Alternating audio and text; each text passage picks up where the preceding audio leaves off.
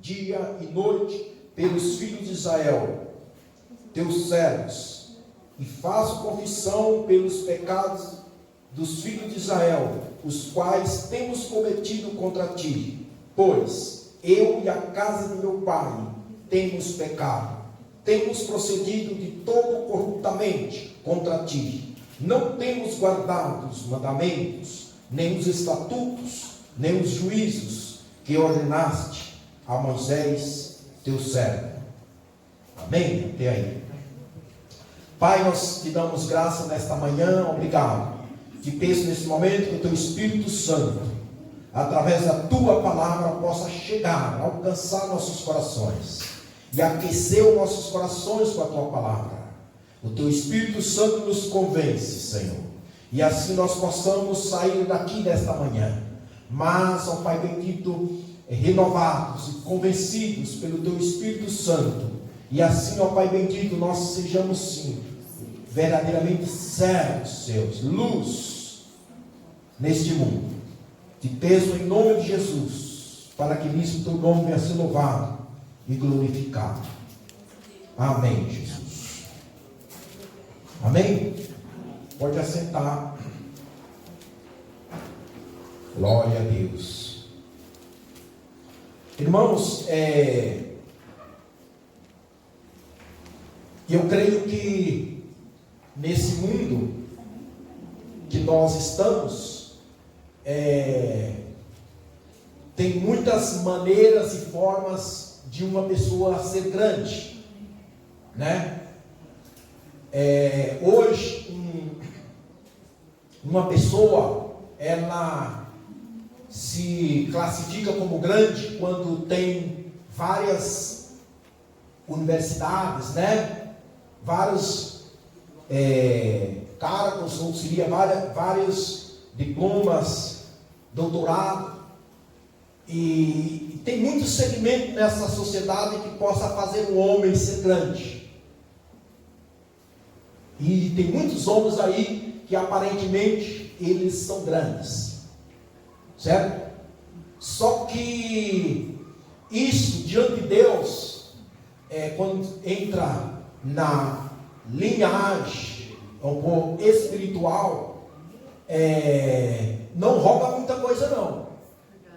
O que vai fazer um homem ser grande diante de Deus, presta bem atenção, o que faz um homem ser grande diante de Deus é quando ele se postra reconhecendo o seu pecado. É quando ele se postra dizendo a Deus: pequei, perdoa-me. Aí esse homem é um homem grande. Também, se você quer deixar o diabo furioso, entende? É quando você se humilha, é quando você se postra e confessa o seu pecado. E nós nos confessamos e reconhecemos que somos pecadores.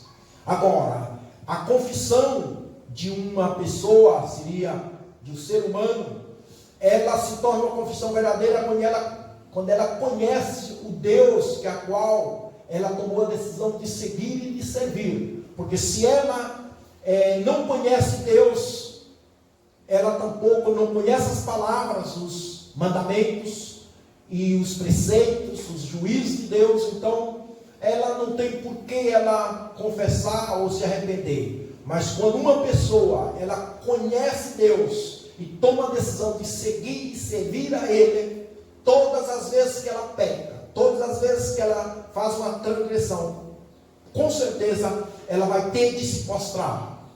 Agora, o pecado, ele é muito, podia dizer assim, traiçoeiro. Porque nós, mesmo depois de havermos conhecido o Senhor, mesmo depois de nós havermos tido esta comunhão, este entendimento, esse relacionamento com Deus, muitas vezes nós, no início, nós confessamos e tomamos a decisão de viver para Deus, de nos santificar-se para Deus, e obedecendo a Ele, de repente nós começamos a pecar e começamos a acostumar-nos com aquelas práticas que a qual, resumindo somente a palavra pecado, é por causa dele que nós não entraremos no reino dos céus. Mas também através do perdão dos nossos pecados na pessoa de Jesus, nós entraremos. Através do lavamento, né? Através do derramamento do sangue de Jesus, nós possamos entrar no céu. Só que para isso tem que haver confissão. Agora, enquanto nós estamos aqui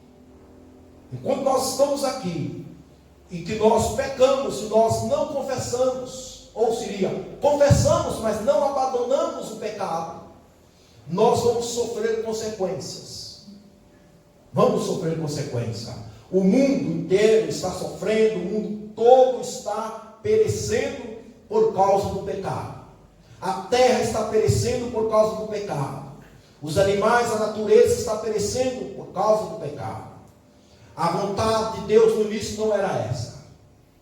Mas o pecado levou e está levando o homem assim. Aqui nesse texto que eu li, eu quero nesta manhã, e eu não quis, não sei porquê, me deter muito em querer contextualizar isso aqui. Sabia? Sabe quando o Espírito Santo me levou nesse texto? Mas não naquele ponto de querer fazer uma exposição em todos os sentidos, tipo literal, talvez, ou seria histórico do texto. Nem tanto isso, não me chamou a atenção isso. O que me chamou a atenção aqui foi a posição de Neemias, a posição pessoal dele.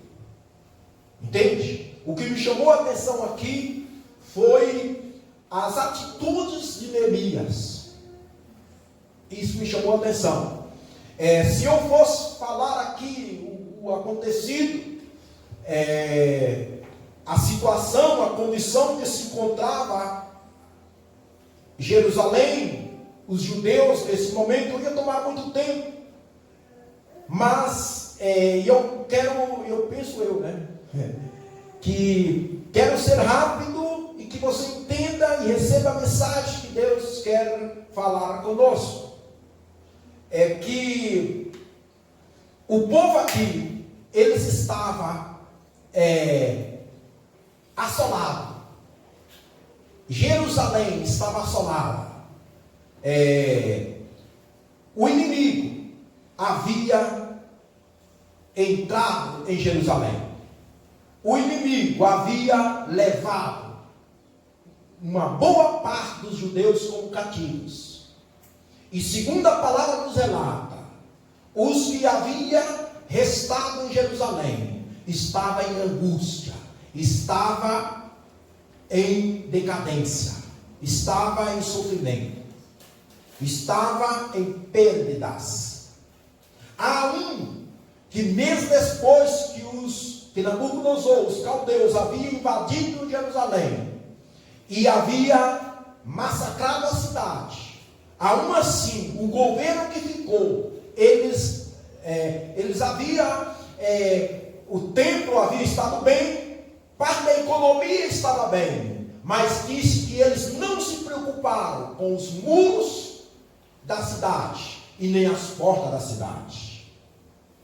Eles ocuparam muito com as finanças, com o governamental daquele momento, ali, a partir do momento que os caldeus haviam invadido e levado os cativos para a Babilônia, o restante que ficou lá, eles trataram de fazer o máximo.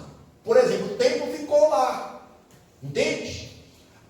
O governo estava aparentemente, talvez podia pensar, agora dá para nós viver melhor, porque muita gente se foram, mas eles descuidaram e não se preocupou com Jerusalém, com os muros e nem as portas da cidade. Resumindo aqui, disse que alguém veio de lá e relatou para Neemias que estava na capital de Susa. Aí eu faço um paro.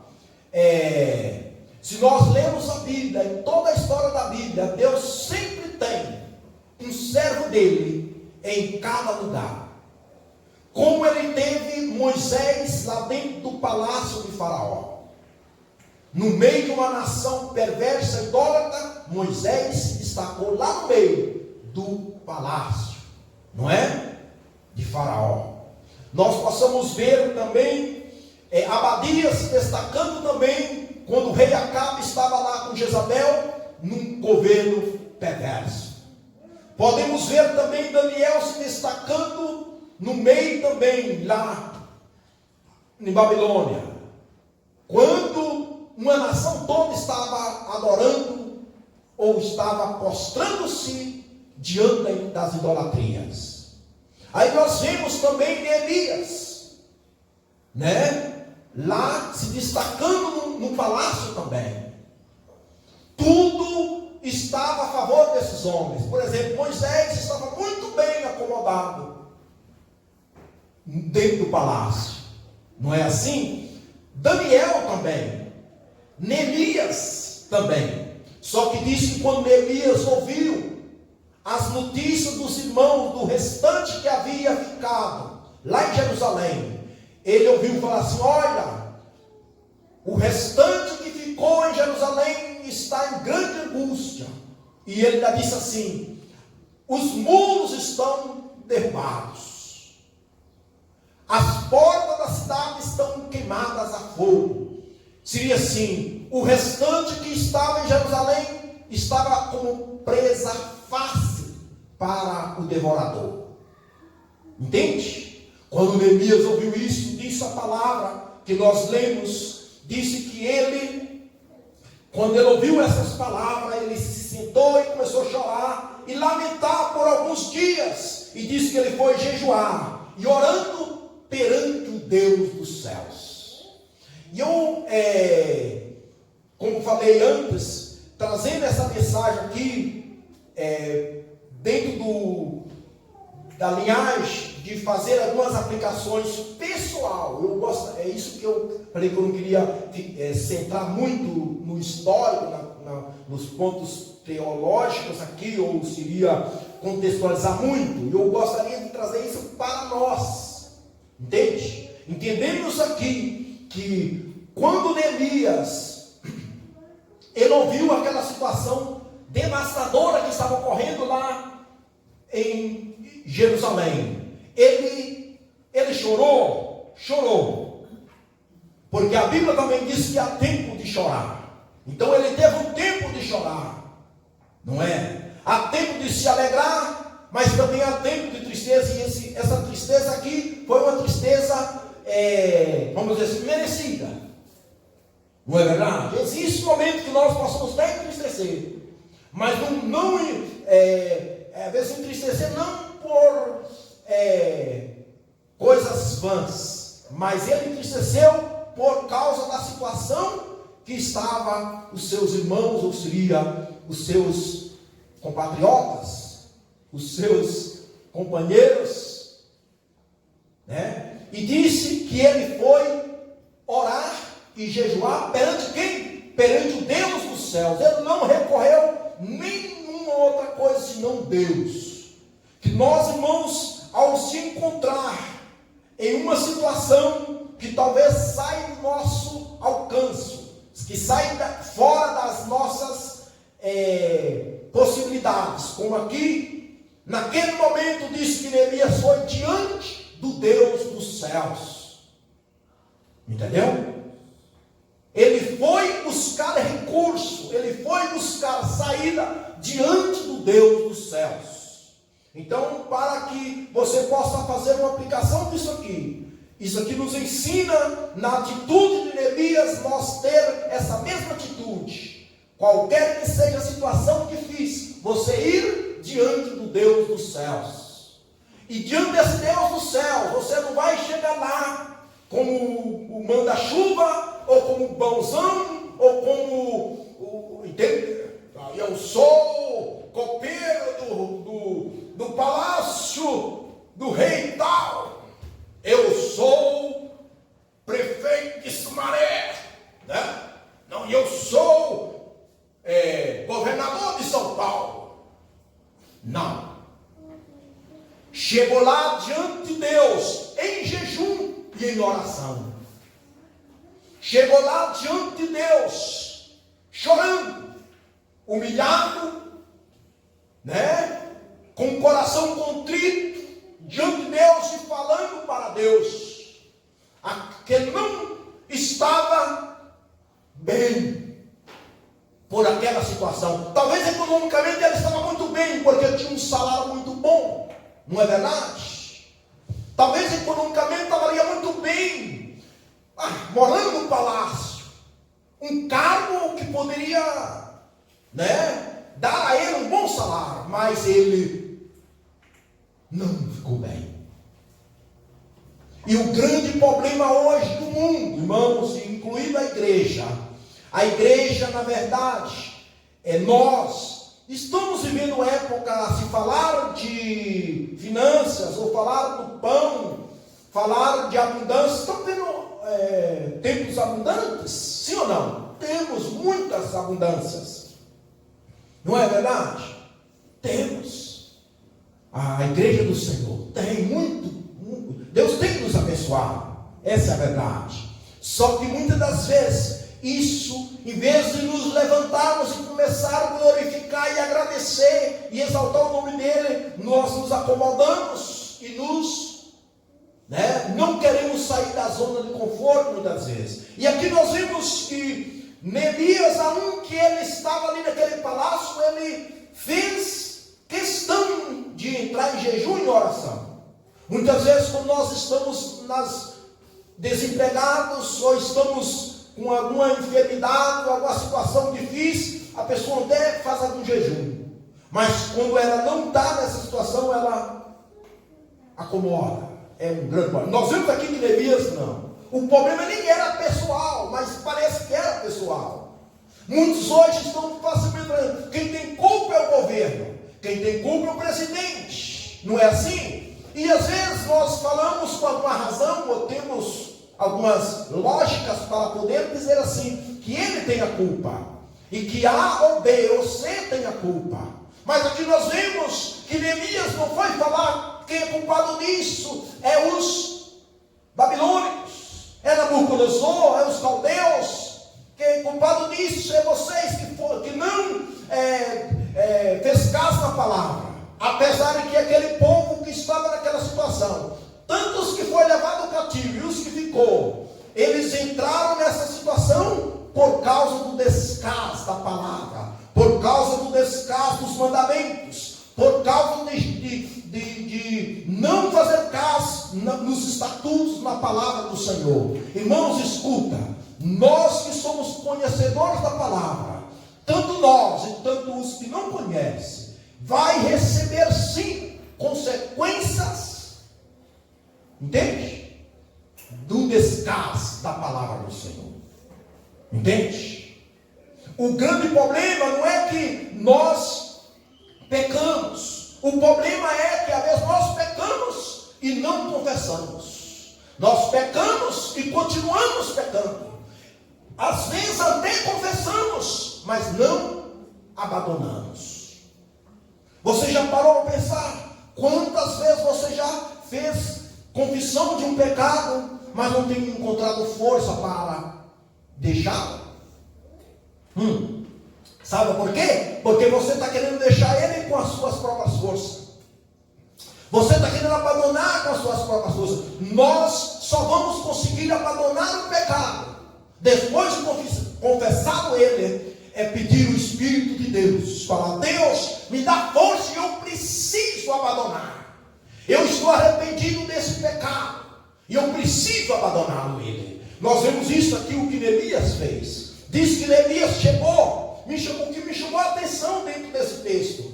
E tomo aqui para que nós venhamos aplicar isso para nós, fazer algumas aplicações, algumas acomodações.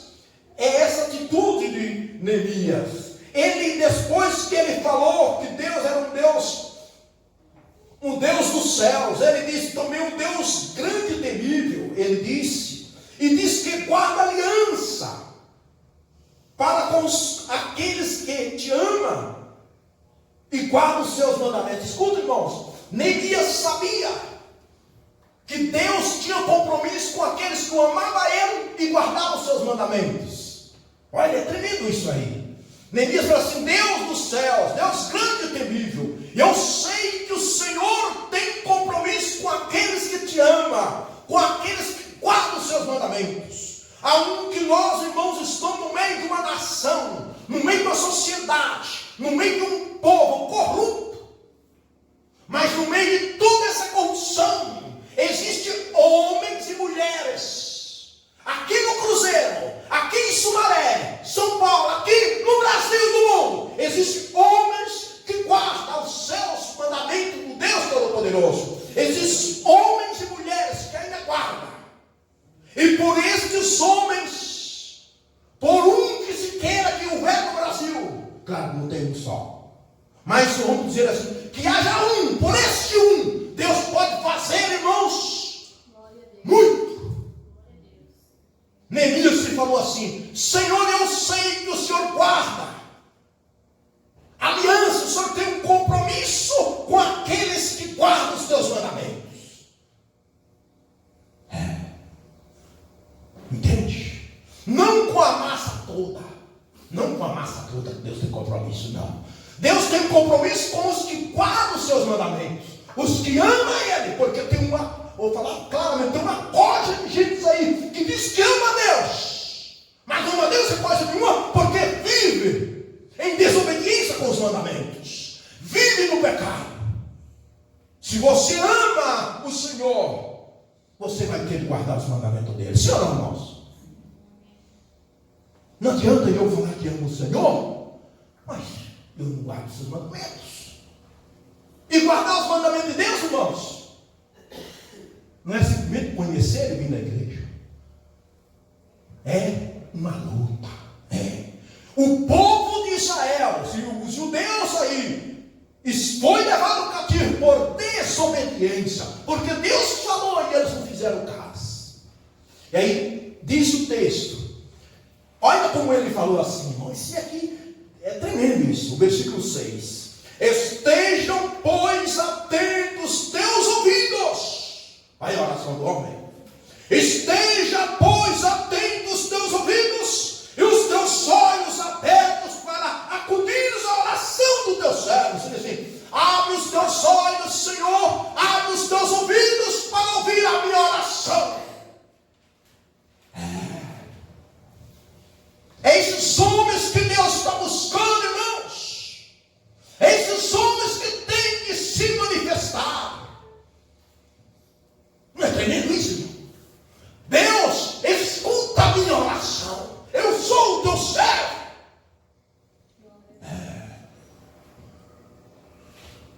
E aí, você é servo? Você é servo? Entende, irmãos? E ele não estava ali por uma causa própria.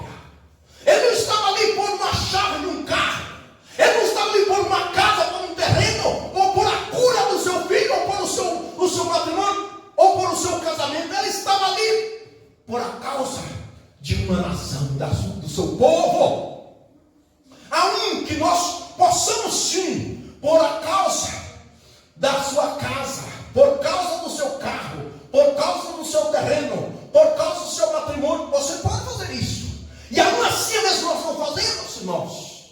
Eu te pergunto, você tem coragem de chegar e falar: Deus, esteja agora abertos os teus ouvidos para ouvir a oração da tua serva. Eu quero lhe pedir a favor do meu matrimônio. Eu quero lhe pedir a favor do meu filho, da minha filha. Eu quero lhe pedir a favor, ó Pai bendito, da minha família. Eu quero, Senhor Deus, que o Senhor ouça o que eu tenho para dizer nesta noite. Eu quero que o Senhor ouça o que eu tenho para dizer nesta manhã. Eu quero que o Senhor ouça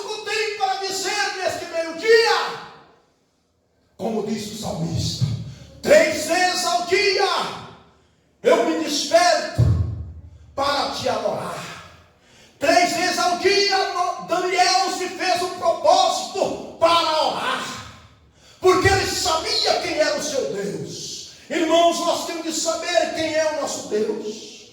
Nós temos de saber que nosso Deus, Ele é único, Ele é temível, Ele não se brinca, Ele é Deus dos deuses, Senhor dos senhores, o que vive e reina por toda a eternidade. O diabo está destruindo, o diabo está corrompendo aí. Homens e mulheres estão se corrompendo de uma maneira aí abrasadoras. Não é verdade? Mas isso não quer dizer que Deus deixou de ser Deus, não. Porque Ele é Deus eterno, temível, grande, único, todo-poderoso. Aqui nós vemos Neemias falando isso. Deus grande e temível. Muitos estão pensando, por causa que a maldade se multiplica, por causa que o pecado está corrompido, por causa da destruição que está ocorrendo, pensamos que Deus, cadê Deus? Por causa das injustiças, cadê Deus? Deus está nos céus. E Ele é Deus, e só o Senhor é Deus, e Deus dos deuses, e Ele tem o domínio de tudo e de todas as coisas. Ele tem. Ele quer que eu e você, que conhecemos Ele, chegamos e façamos como Neemias. Olha o que Neemias disse, vou ler de novo. Esteja, pois, atento os teus ouvidos e os teus olhos abertos para ouvires, acudires a oração do teu servo. Neemias orava, Neemias orou. Mas por que ele falou isso? Porque ele ouviu falar que os muros estavam derrubados. Ele ouviu falar que as portas estavam queimadas. Talvez você pode nessa manhã entender que Jerusalém pode ser você também, faz essa acomodação. Apesar que nós sabemos que Jerusalém é a capital lá de Israel, né?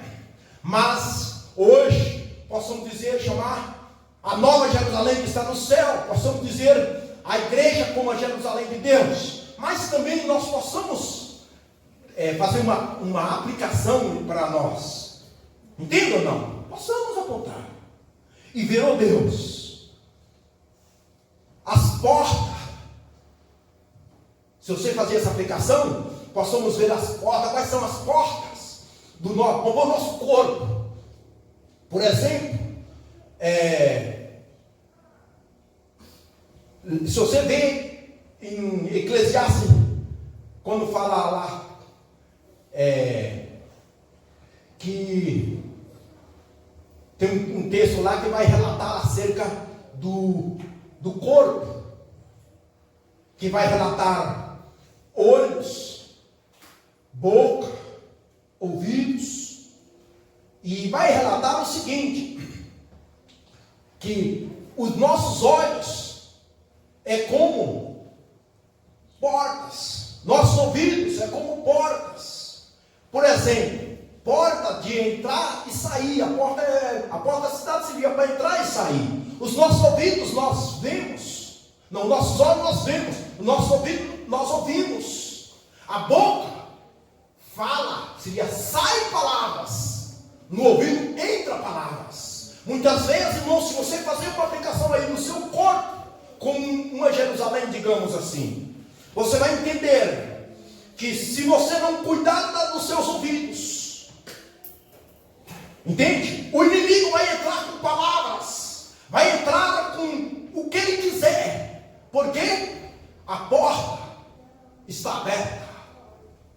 Os seus ouvidos, os seus olhos, se você não cuidar com os seus olhos, entende? Você vai ver coisas que não deve ver, entende? A boca, se você não cuidar da tua boca, você vai falar coisas que não deve falar. E assim estava Jerusalém, as portas estavam queimadas, os muros estavam derrubados, o inimigo tinha facilidade, tinha livre acesso. O mesmo ocorre com nós hoje. Entende ou não? Se eu trazer isso pessoal para mim, eu posso dizer: Deus, venha restaurar os meus ouvidos, venha restaurar a minha boca. Eu quero, Senhor, que o Senhor me ensine a eu cuidar da minha língua, para que não saiam palavras. Cuida dos meus ouvidos para que não entrem palavras más. Aonde elas eu posso ouvir, mas não vai me danificar. E aqui nós vemos que Neemias chega diante de Deus com esta oração, porque as portas de Jerusalém estavam queimadas. Entenda ou não? E às vezes é necessário chegar diante de Deus e falar para Deus: Deus, a minha língua está muito grande. Eu tenho falado coisas que não deveria falar. Eu tenho pronunciado palavras, Senhor, tem saído palavras, assim como sai uma pessoa de uma cidade, por uma saída. Se você vê aqui a cidade, quantas saídas tem? 4 saídas? 5 saídas? Se eu falar de saídas principais de rodovias. Tem cidade que só tem 2 saídas, a entrada e a saída.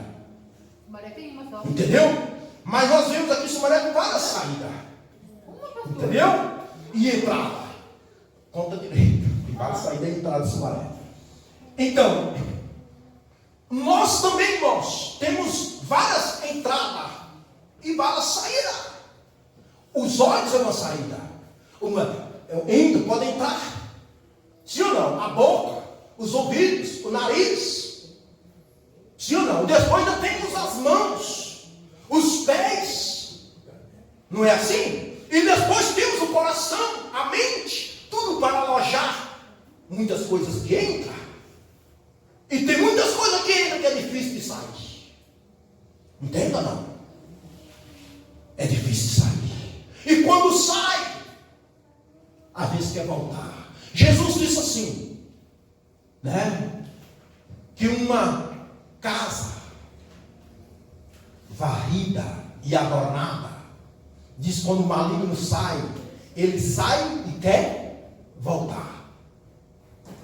Né? Diz que ele fez uma comparação de como fosse uma pessoa que estivesse influenciada por espíritos malignos. Diz, quando ele é influenciado, disse que ele é limpado, expulsado. Diz que o maligno sai e ele volta, traz mais cedo, encontra a casa limpa e adornada, varrida.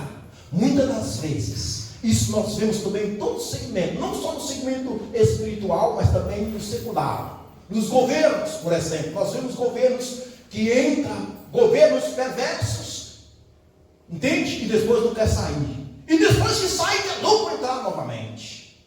Nós muitas vezes é assim, irmãos. Certas práticas para sair de dentro de nós custam muito. E sai, se nós não cuidar, volta de novo. É o caso do tal de pecado. O tal de pecado é terrível. É terrível. E aí diz aqui que Neemias, ele ainda falou assim para o Senhor. Ele disse assim: a oração que o teu servo faz na tua presença, dia e noite, pelos filhos de Israel, teus servos, e faço confissão pelos pecados dos filhos de Israel, os quais temos cometido contra ti, pois eu e a casa de meu pai temos pecado. Irmãos, aqui nós vemos que ele fez o propósito de orar dia e noite por essa causa. E ele chegou lá, ele falou, pelos filhos de Israel, eu posso confessar os pecados da nação. Entende? Sabia que você deve confessar os pecados desses presidentes aí? Nós devemos confessar o pecado, irmãos, desses governadores que estão aí. Nós devemos confessar o pecado da nação brasileira. Chegar diante de Deus. Mas muitas vezes, se nós não cuidarmos, nós só criticamos eles. Sim ou não? Confessar o pecado do senhor Lula. Confessar o pecado do senhor, da senhora Dilma.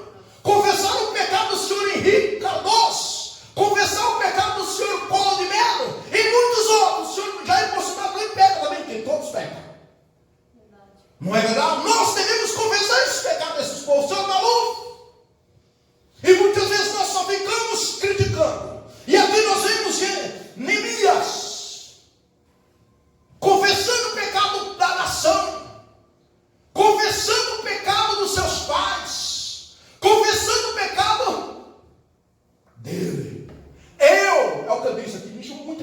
irmãos.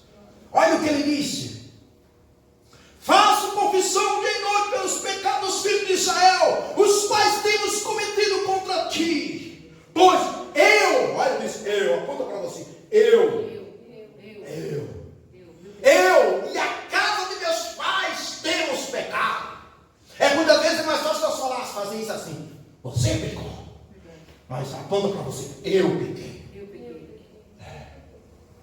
Você pode até apontar, você pecou, mas incluindo você também. Ele falou assim, ó, eu, Senhor, aponto os pecados da nação, do teu povo que está em Jerusalém, mas também a minha casa, meus pais pecaram, eu também pequei. E se dissermos que não temos pecado, lá na Epístola de João, 1 João capítulo 1, se dissermos que não temos pecado, somos mentirosos. E se dissermos que estamos na luz, mas andamos nas trevas, somos mentirosos. Irmãos, temos de cuidarmos. Temos de cuidarmos. Que tipo de cristão eu sou? Que tipo de crente eu estou dizendo que eu sou? E ele disse assim, temos procedido de todo corruptamente contra ti. Não temos guardado os mandamentos, nem os estatutos, nem os juízes que tu ordenaste a Moisés, teu servo. Irmãos, é tremendo, não é? Ele falou assim, nós temos procedido corruptamente.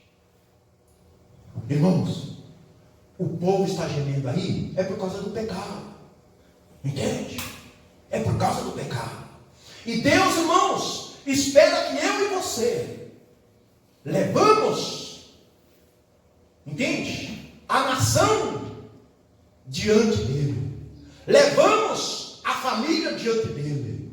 E levamos nós mesmos diante dele. É o que Neemias fez aqui. Entendeu? Neemias levou a nação diante de Deus. Neemias levou os seus pais diante de Deus. Neemias levou ele a si mesmo. Como disse em Hebreus 10, 19.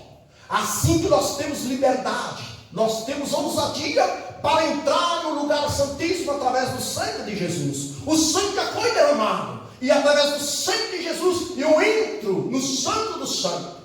Então aí nós somos como reis e sacerdotes. Nós somos, irmãos, como profeta de Deus aqui na terra. Nós somos.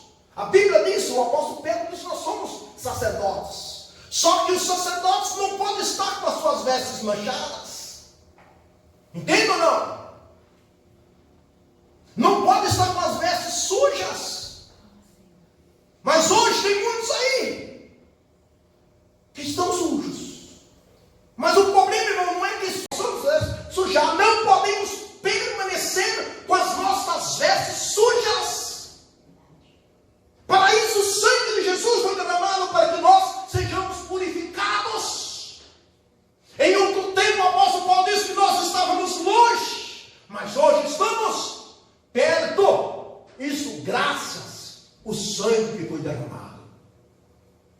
E Neemias, ele chega diante de Deus e fala, hemos procedido corruptamente, não temos guardado os teus mandamentos, não temos guardado os teus estatutos e nem os teus juízes.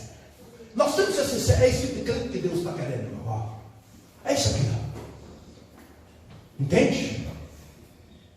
Não tem nenhum santarrão, não tem.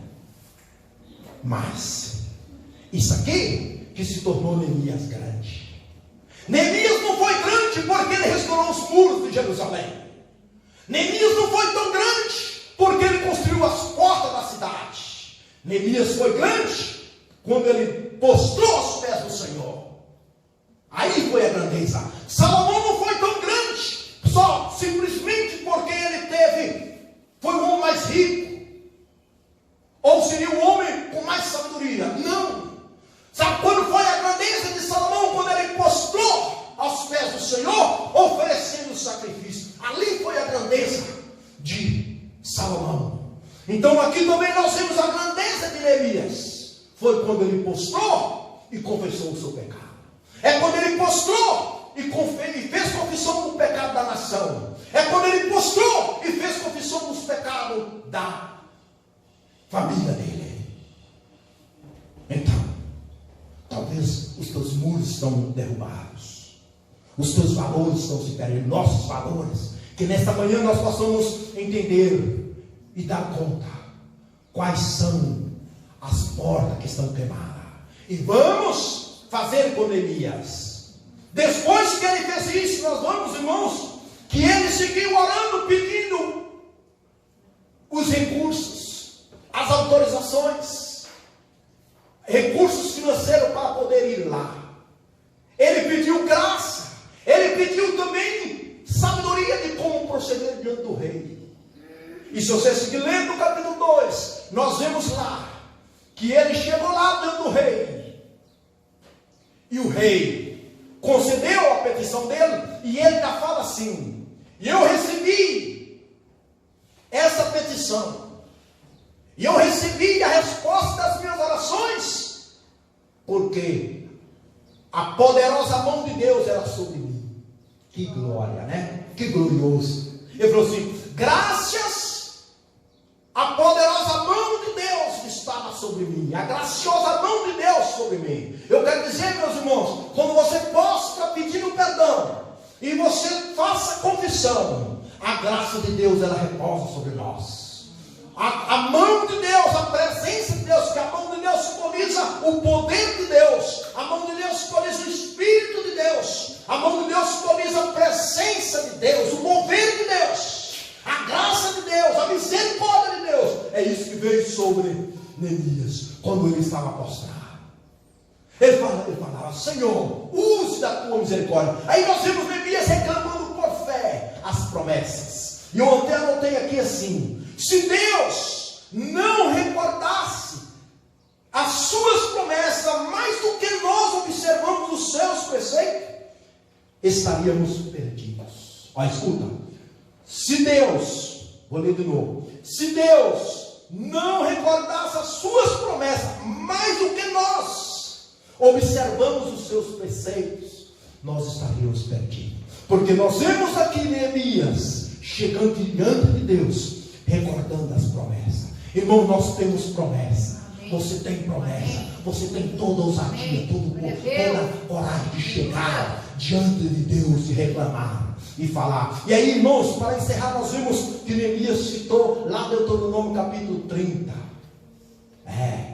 No versículo 1 ao versículo 5, disse o texto que Deus tinha falado para Moisés: se tudo isso acontecer e vir contra vós, mas se vocês estiverem esparramados, esparcidos, eu vou reunir vocês de volta, eu vou buscar-vos de volta, porque havia uma promessa. Por isso Neemias chegou assim, irmãos.